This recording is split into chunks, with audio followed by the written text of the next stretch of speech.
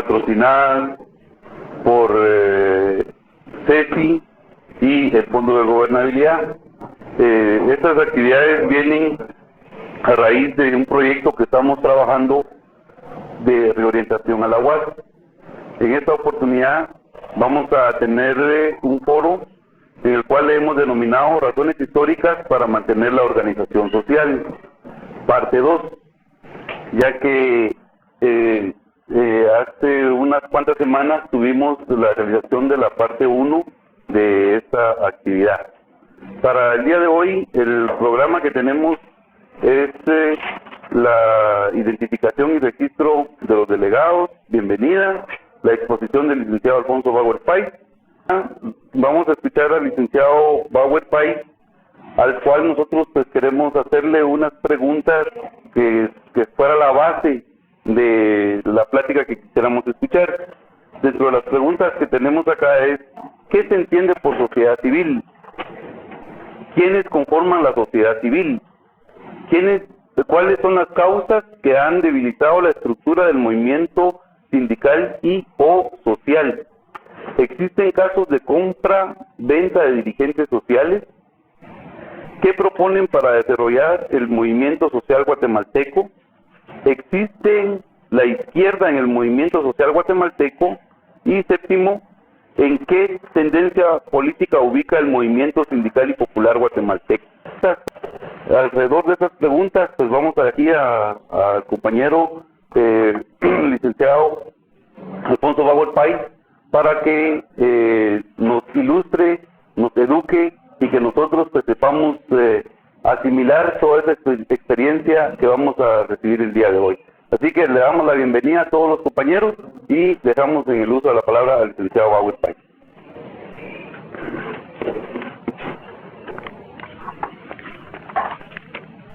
Muy buenos días, compañeras y compañeros.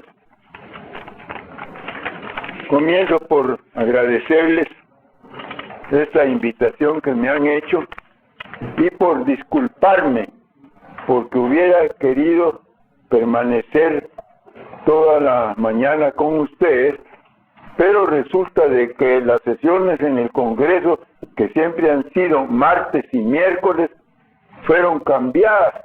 Y después que ustedes me habían invitado, me llegó la citación para hoy a las 9:30 de la mañana. Y tenemos también sesión el domingo. Así que por eso, después de contestarles las preguntas que me han hecho, pues voy a tener que retirarme. El tema que me solicitaron que tratara es razones históricas para mantener la organización social. Con mucho gusto accedí al pedido de WASP para venir hoy a este auditorio a dar una plática sobre el tema, razones históricas para mantener la organización social. En la época de la dictadura ubiquista, 1931-1944, faltó libertad de asociación y por consiguiente fue muy escasa la existencia de agrupaciones de organización social, salvo algunos otros de la oligarquía, como el Club Guatemala, o el Club Americano, o el Club Alemán, y otros modestos de artesanos y asociaciones religiosas católicas o protestantes. No se permitía la constitución y funcionamiento de partidos políticos, salvo el de la dictadura, el Partido Liberal Progresista, y los de los inmigrantes de Alemania, el Partido Nazi, de Italia, el fascista, y de España, la Falange.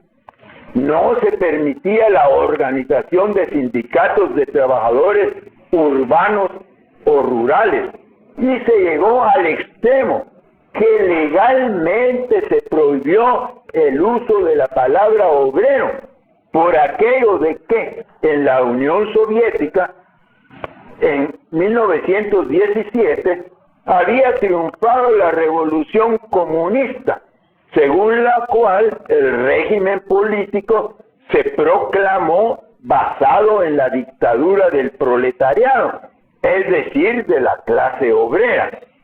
Parece chiste, pero es verdad. Una escuela de la Iglesia Católica denominada Jesús Obrero tuvo que ser llamada, como ordenaba la ley, de Jesús Empleado. Esa situación cambió con el triunfo de la Revolución del 20 de octubre de 1944.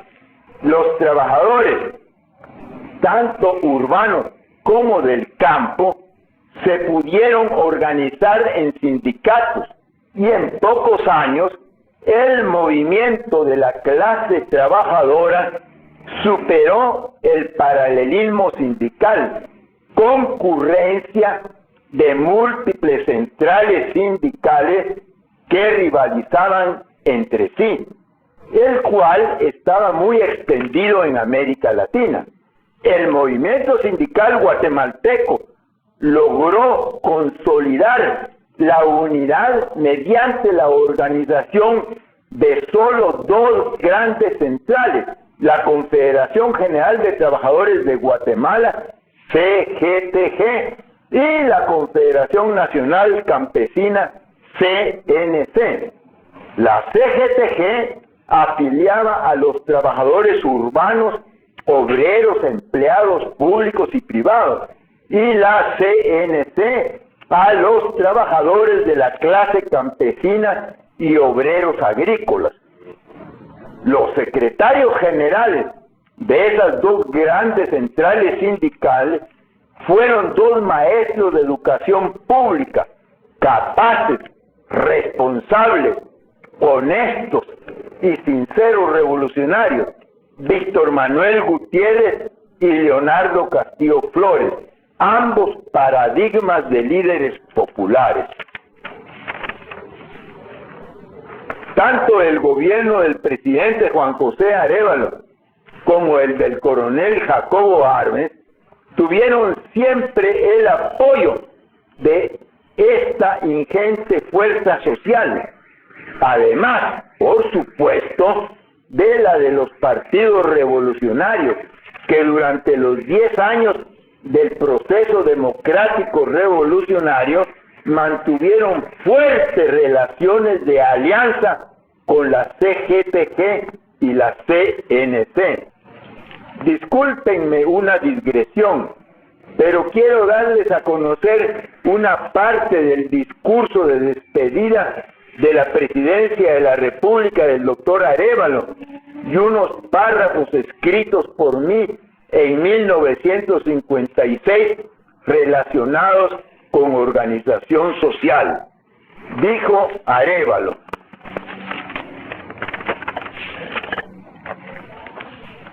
de pie hemos llegado a este 15 de marzo de 1951. Guatemala ha demostrado en 6 años que no hay poder humano capaz de humillar la voluntad de un pueblo cuando sus gobernantes no lo traicionan. Pueblo y gobierno juntos producen dignidad, y los países pequeños tenemos igual derecho que los grandes a organizarnos y orientarnos conforme a los dictados de nuestra conciencia. La felicidad que me produce el haber llegado a esta fecha y el haber podido decir estas palabras al pueblo batallador de Guatemala, la comparto con mis colaboradores leales, con los revolucionarios ortodoxos, con los guatemaltecos poseídos de invencible fervor nacionalista. No quiero en esta oportunidad referirme a los partidos políticos juveniles, porque ellos participaron conmigo en los afanes, las dificultades y los éxitos del gobierno, y me acompañaron así en tareas de siembra como en la organización de la defensa. Solo quiero expresar gratitud pública de la vida nacional a un sector, a los trabajadores y campesinos de todo el país. Fueron ellos los que me inspiraron desde 1944, cuando aún no estaban organizados sindicalmente las superiores directivas de la Revolución Guatemalteca. Fueron ellos los que dijeron la palabra guatemalteca humedecida en sudor y lágrimas. Fueron ellos los que, mostrándome sus espaldas cruzadas por el látigo de los jefes políticos o de los mercaderes, me indicaron la monstruosidad de los regímenes del pasado y el camino por donde podíamos impedirla. Y fueron ellos los que en los días y en las noches de los 6 años palpitaron conmigo y velaron conmigo las angustias de la revolución, ofreciendo sus brazos y su sangre cada vez que los cartagineses se presentaban a los puertos. Gracias a ellos, yo pude vitalizar una doctrina política que antes del 3 de septiembre de 1944 solo era inconsistente conceptuación extraída de los libros o de una experiencia transoceánica dispersa, tibia y epidérmica. En cambio, aquel 3 de septiembre de 1944, el grito de las mujeres, los trabajadores y los niños de las patrullas de autodefensa civil, no van a callar nombres, porque para qué estar difamando, pero compañeros míos, cuando todavía estaba yo en la ANN, que iban a prepararse para diputados, estuvieron hablando con las patrullas de autodefensa civil, excombatientes de la DNI, y ahora Álvaro Colón, que fue candidato de la izquierda, etcétera, etcétera, que había dicho que nada con las patrullas de autodefensa civil, en los periódicos de hoy. Entonces, pero la única manera que esos políticos dejen de actuar de esa forma será cuando el movimiento social y popular, por eso insistí yo en leerles esos trozos de Arévalo, porque de Arles, por supuesto, admiro a Arles, pero a quien le tocó recibir la Guatemala de Ubico no fue a Arles, fue a Arévalo, y Arévalo le dejó a Arles un país en donde quienes verdaderamente dirigían la política o nos dirigían a los que éramos políticos, no de génesis proletaria, era la CGTG y la CNC. Ahora es al revés. Muchos de los dirigentes sindicales van a sonreírle a los politicones. En aquel tiempo eran los políticos los que tenían que ir a hablar con la CGTG y con la CNC para encontrar el apoyo. Y más cuando nació el PGT, porque entonces ya con la disciplina que tenía el Partido Guatemalteco del Trabajo, Partido Comunista, más se afirmaron ciertas posiciones, ¿verdad?, nacionalistas. Pero ahora muchos le sonríen a las migajas que tira el imperio.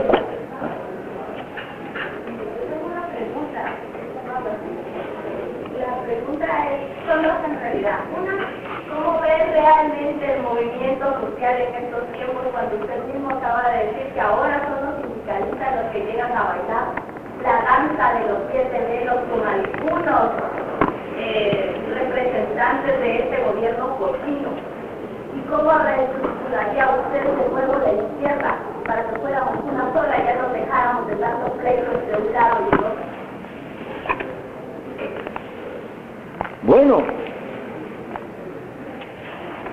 yo no es que esté inventando nada, pero el movimiento social, la organización social en Guatemala está muy debilitada.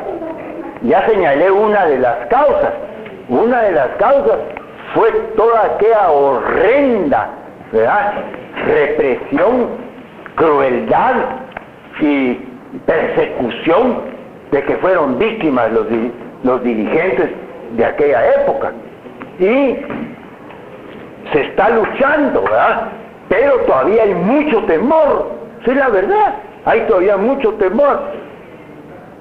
Para ejemplificar, yo mismo me quedé sorprendido porque ya van 2 veces en las elecciones pasadas que Ríos Montt sacó una gran cantidad de votos en el Quiché y decían, bueno, pero ¿cómo son estos indígenas? Los masacraron y ahora votan por, como que les gustan los verdugos. Pero entonces un quichelense me explicó, es que fíjate, me dijo, dice que desaparecieron las PAC, porque de conformidad con un acuerdo de paz, las PAC deben de desaparecer, deben de desmovilizarse, y es prohibido. Emplea un verbo que es algo así como reconvertirla, es prohibido reconvertirla, y más aún cualquier relación con el ejército. ¿Y en qué situación estamos ahora? En que a la población víctima, que existe un acuerdo global de derechos humanos que establece la lucha contra la pobreza y la necesidad del resarcimiento a las poblaciones desarraigadas por el enfrentamiento armado, y existe un acuerdo de paz específico para esa población, a ellos les van a dar 3.000 millones de quetzales en 10 años. En 10 años. En cambio a las PAC, que conforme al acuerdo de paz no deben existir, y resulta que sí existe, y políticos como Álvaro Colón ahora mismo, y no se diga Berset, dicen que sí les van a pagar. ¿Y saben cuánto les van a dar? 6.400 millones de quetzales en 2 años. En 2 años. Así. Entonces, ¿está debilitado o no está debilitado el movimiento social? Yo no he escuchado, incluso hay una comisión, ¿verdad?, de resarcimiento, en donde hay representantes de organizaciones populares. Y cuando ha hablado, pregunté yo, ¿por qué no han ustedes expuesto que a los victimarios que deben de estar desaparecidos, porque además la misma Constitución de la República ha prohibido siempre la organización de bandas armadas, ¿verdad?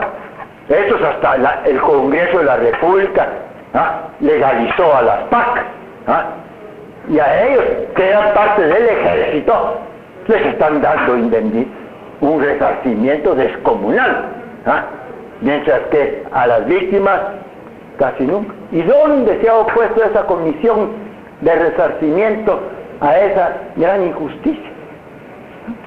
Es una demostración de la debilidad en que está el movimiento social, porque el movimiento social debiera haberse movido y haber pedido amparos y acciones legales para reparar esa situación, pero no se tiene la fuerza suficiente. Bueno, pero se me olvidó terminar con lo del Quiché, ¿verdad? Que me dijo, es que ¿sabes qué pasa? Aquí las PAC siguen existiendo. Entonces han ido de casa en casa, en todas las aldeas, diciendo, miren bien esta cara. Si esta persona no, le marcan ustedes aquí, es decir, no gana, ya saben lo que les va a pasar. Yo ya sabía que lo que les iba a pasar es que iban a agarrar a sus niñitos recién nacidos, les agarraban los piececitos, les hacían así, les quedaban la cabeza en una piedra. A las mujeres las violaban, ¿ya? Entonces, ante esa existencia de las PAC y del ejército allí, ¿cuántas tierras no tiene el ejército, ¿verdad? En lugares, según la Constitución, la función del ejército es fundamentalmente la seguridad externa, Y yo no hace ni un mes le pregunté al ministro de la Defensa que para qué necesitaba tanto presupuesto, porque me había respondido que no era función del ejército mantener la seguridad interna, porque con todo lo que estaba pasando, yo le decía que por qué no había actuado el ejército. Eso es función de la policía. La nuestra es solo la seguridad exterior, cuidar las fronteras. Pero señor ministro, le dije, señor ministro, no, la prensa nos informa ya como 6 o 7 veces que han entrado tropas beliceñas al Petén y nunca lo han referido el ejército, porque somos cumplidores de la política del gobierno que está tratando eso diplomáticamente. Así estamos, pues, ¿no? De manera de que yo insisto en que en la medida en que el movimiento popular social se vaya fortaleciendo, irá a ser posible lograr otros cambios. De otra manera es difícil. Por el orden, han pedido la palabra tres compañeros. El compañero Emilio de Finanzas, en primer lugar, y luego la compañera, y en tercer lugar, el licenciado Walter Robles. Mi pregunta es, licenciado, ¿por qué en su versión anterior tal vez no cae la pregunta, pero sí tengo una duda mía, es por qué en ese momento el movimiento sindical, yo tengo entendido que la ALN en ese tiempo tenía fuerza, no se luchó para que la ley antihuelga no se llevara a cabo, o sea que la ley no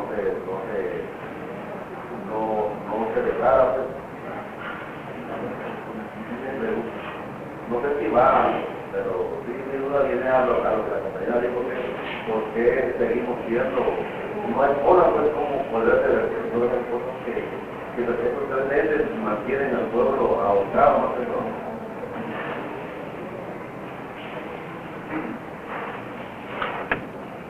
Y que eso es parte precisamente del fenómeno del debilitamiento de las fuerzas de izquierda. Por ejemplo, había un proyecto que había hecho aquel ministro que fue líder sindical y que después se volvió abogado, y siendo ministro de Trabajo, Alfaro era su apellido, ya murió, había mandado un proyecto de ley en la que se fortalecía el movimiento sindical. Yo era miembro de la Comisión de Trabajo, éramos 11, no se había roto el PAN, y entonces solo habían diputados del PAN y del FRG. Yo estudié la ley y fuera de 2 o 3 artículos que no me parecían, el resto sí en realidad ayudaba, facilitaba y garantizaba la organización sindical. Entonces pedí que diéramos dictamen favorable. Y entonces me dicen no, porque el derecho del trabajo es conciliatorio. Y el sector empresarial no ha dado todavía su opinión. Bueno, les dije, pero a mí me tocó en el país ser el fundador de los tribunales de trabajo. De manera que sé que antes que conciliatorio, el derecho del trabajo es tutelar de la clase trabajadora. Y una de las mejores armas que tienen los trabajadores es precisamente la libertad sindical, organizarse bien sindicalmente. Imposible. No aceptaron, porque el CACIF no había dado su anécdota.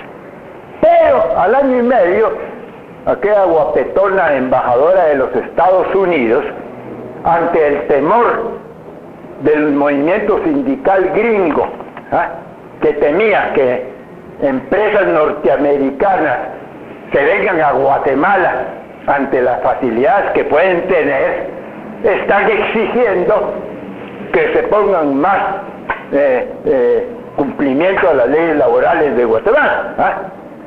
Y entonces le pidió que se debía de aprobar el fortalecimiento del movimiento sindical. Y no les miento, en 3 días salió de la comisión y a la semana siguiente estaba aprobado por urgencia nacional las reformas, aquellas mismas de año y medio. Así estamos. De manera que yo en concreto, la pregunta suya de lo de la antihuelga, es decir, pues, que yo mal recuerde, la bancada de la ANN nunca estuvo por prohibir el derecho de huelga de los trabajadores. Pero lo que pasa es que en el Congreso toda la oposición junta no logra modificar la mayoría que tiene el FRG.